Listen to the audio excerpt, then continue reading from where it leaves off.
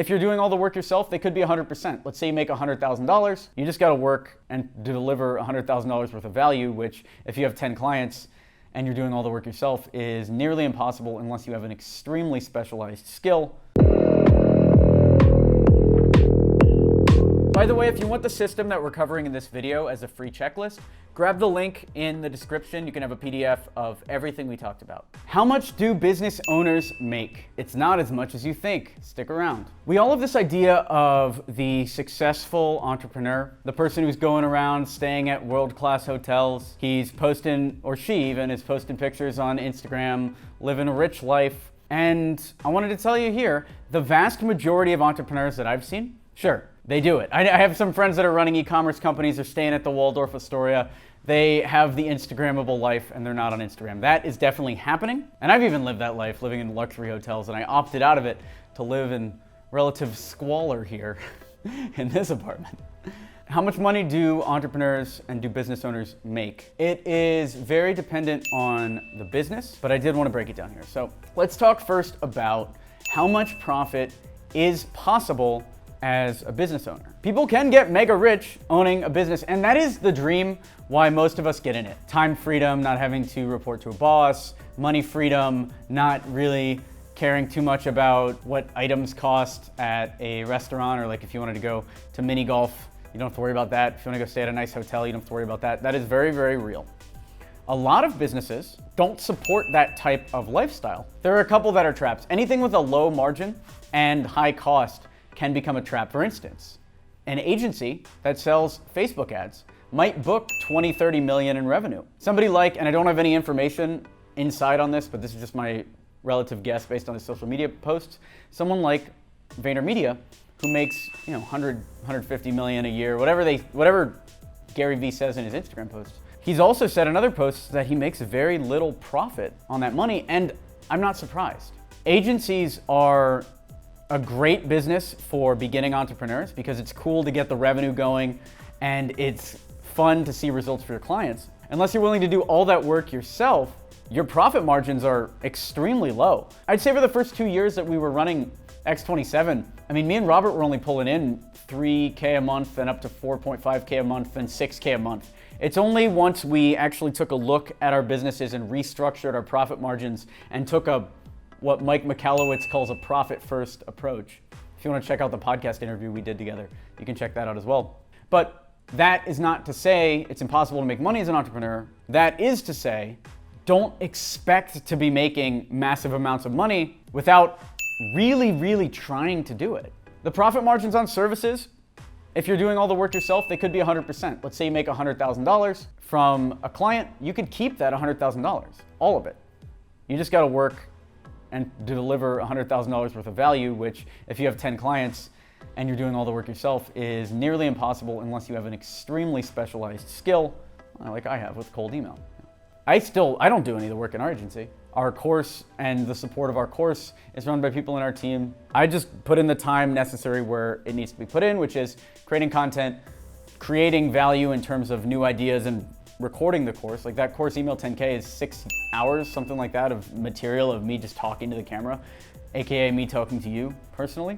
So by finding out what those things are in your business that you need to be a part of, you can increase your profit margin. But I would not go in with the assumption that if you make $1,000, you're gonna keep anywhere near $1,000, especially when you're just starting out as an entrepreneur and before you take a profit-first approach. Let me tell you exactly what we did in a second, and I'll show you how to get a little bit more take-home pay from your revenue.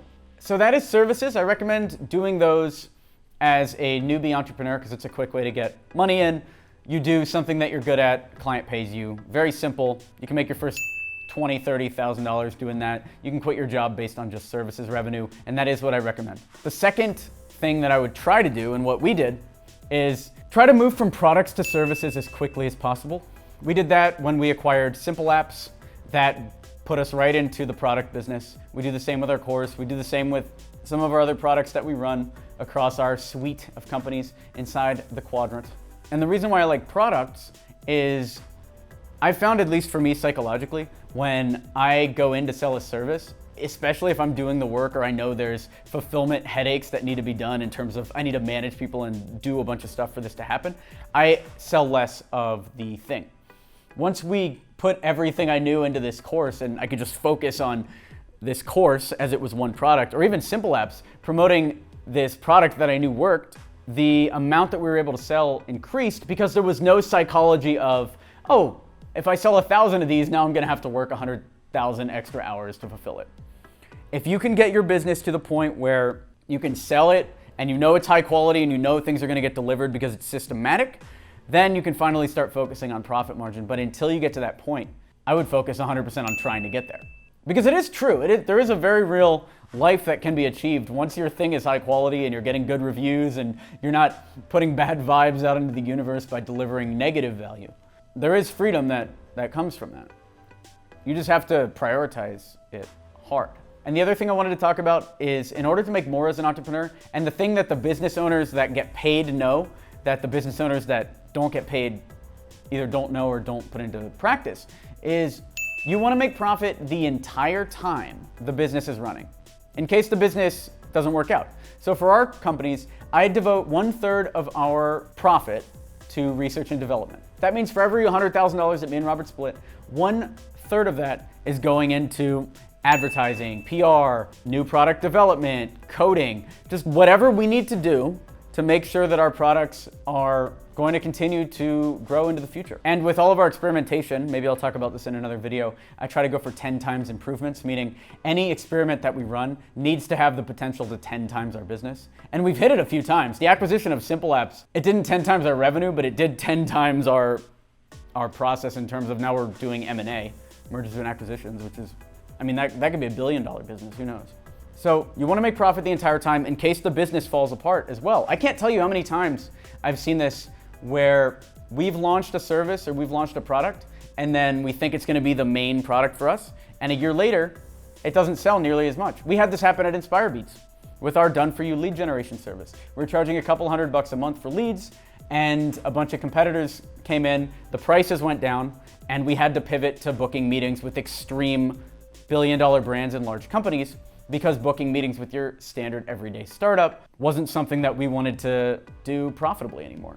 So I honestly regret not profiting that entire time. If we had set the business up a little different, and this is kind of what we do now, where let's say when we were selling those reviews and we were crushing it early X27 days, or even selling lead gen at InspireBeats, if we had taken $400 of $1,000 that we made and put that into the product, so $400 to fulfill, then that would have left us with $600. If I had taken $200, my co-founder had taken $200, and we spent $200 on innovation, marketing, and going into new products, even if all of that failed, the innovation went nowhere, and the product stopped selling, every single $1,000 that we made would have still turned into $200 in profit. And then we would have ended up with a much larger chunk of change, which is similar to what we do now. So that's what I recommend if you're worried about making money as a business owner, and I know we talk a lot about agencies on this channel. If you're worried about how much money you're locking in, my number one piece of advice is lock in those profits as if your company is going to fail tomorrow, because it might. It might already be in a downward trajectory and you just can't see it because it's such slow, plateaued death.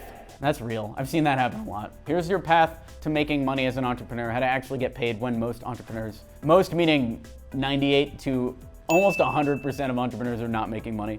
And the reason why I say that is, let's say there's 30 million entrepreneurs. There might be 20,000 that actually succeed, maybe even less, maybe 4,000 real entrepreneurs that are succeeding. And I'm not looking at any stats here, I'm just saying general read on the population, that's what I think. There's a very, very small percentage of entrepreneurs that actually survive and thrive.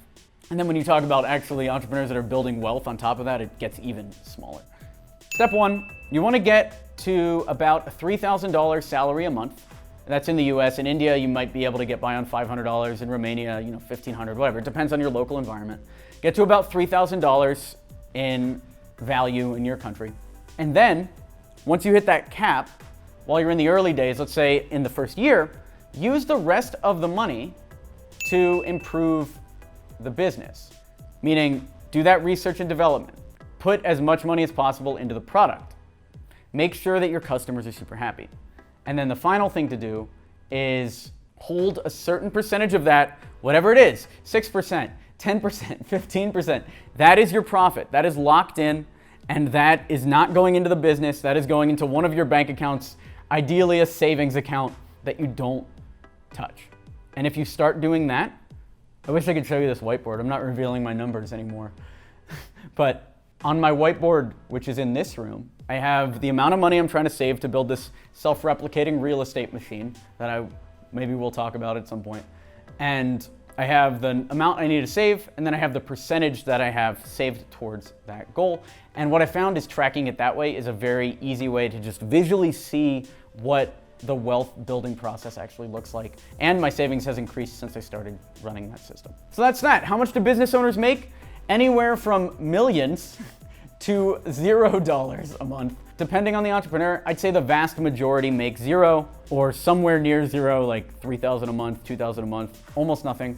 And then there is a small group at the top that makes a lot. And I don't think it's because they have any skill that's better than anyone else. I have found that the thing that separates those entrepreneurs that profit from the entrepreneurs that wallow is two things. One, some entrepreneurs can make a lot of money just by making a lot of revenue. So some entrepreneurs might be really bad with money, but if you're in a super high margin business, like you're selling some digital product or you're selling a service that's completely outsourced or you're doing white labels and affiliates and you make 80% margin, it's very hard to spend as much money as you're going to be making. So that's one. And then number two is the entrepreneurs that make money, make it a priority to save money. If you want to make money as an entrepreneur, you need to take a piece of that profit and squirrel it away for your own personal wealth building outside the actual business. But at the same time, you need to be building your personal wealth in case the business falls apart, which it will eventually. All businesses, whether it's 100 years from now or 100 months from now, will crumble. So how much do business owners make? Zero if you're not saving, a lot if you are. Running a cold email campaign is one of the easiest ways, one of the most straightforward ways I've found to get new clients. We've used it to match with most of the Fortune 500 for our agency clients and a lot of billion-dollar brands we've been able to sell. We've generated millions of dollars of revenue just from cold email. The problem is if you've tried cold email, it's not as straightforward and as easy as it looks. But luckily, we have put together the cold email optimization checklist, and you can have it for free. What this is the internal tool we use to optimize our cold email campaigns. This checklist will teach you or your team when to rewrite the subject line, when to rewrite the body of the email, what to put in the body of the email, how to check the email to make sure there's no errors before the send goes out. All of that in a very straightforward checklist, and you can have it for free. To get it, go over to experiment27.com/checklist, and you can have that download. Again, the URL is experiment27.com/checklist. If there's anything else you want me to cover on this topic, please feel free to leave a comment below. We'd love to read it, answer it, get a discussion going. Be sure to subscribe to this YouTube channel. We do business videos 3 times a week. Click like, click share. Send it to a friend you think would get value, and I will see you soon. I'm Alex Berman. Talk to you later.